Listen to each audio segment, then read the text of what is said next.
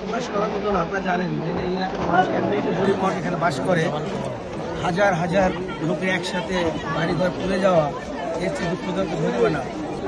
আমরা এটা তো গভর্নমেন্টের তরফ থেকে আমরা রিকোয়েস্ট করবো যত তাড়াতাড়ি সম্ভব এখানে সহায়তা দিয়ে পাকা বন্দোবস্ত করা উচিত। আমি মনে করি এখানে এরকম বস্তুগুলো না এখানে পাকা করে যদি করা দেওয়া হয় খরচ তো যাবে না, বাট সামনে আগুন লাগার সম্ভাবনা কম থাকবে।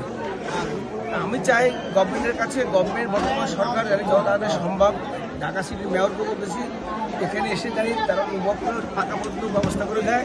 আমাদের নেতা জনাব তারেক রহমান সাহেব বলেছেন আপনি আজকে যে পরিদর্শন করে লিস্ট করে সুন্দরভাবে কালকে থেকে আমরা মাঠে নামবো। আমরা আমাদের লিস্ট অনুযায়ী সবাইকে সহযোগিতা করবো, যা সবাই সুন্দরভাবে করতে পারে। আর এই সহযোগিতা সরকার না করলে সম্ভব না। আমরা আমাদের তরফ থেকে আপ্রাণ চেষ্টা করবো সবার পাশে থাকার জন্য।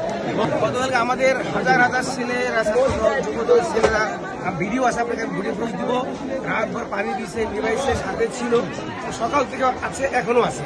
যথেষ্ট হেল্প করতে পারি যে যারা উপকৃত হবে। আসলাম গেলাম খাওয়া গেলাম তা না, প্রত্যেকে জানে আবার সুন্দর থাকার ব্যবস্থা করা যায়, সেইভাবে আমরা কালকা থেকে কাজ করি। আর আপনারা জানেন এখানে ফায়ার সার্ভিস ঢোকার তো টাফ, ইচ্ছা করে ঢোকা যায় না, চতুর্দিকে বন্ধ, যেই কারণে এত বেশি ক্ষতি। আমি মনে করি এখন সরকারের পক্ষ থেকে যে রাস্তার আগে পাশে বড় করে এখানকার fire service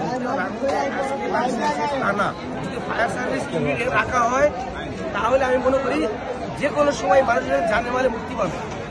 very important. Actually বিদ্যুৎ ছিল, আগুন লাগার কারণে বিদ্যুৎ নাই।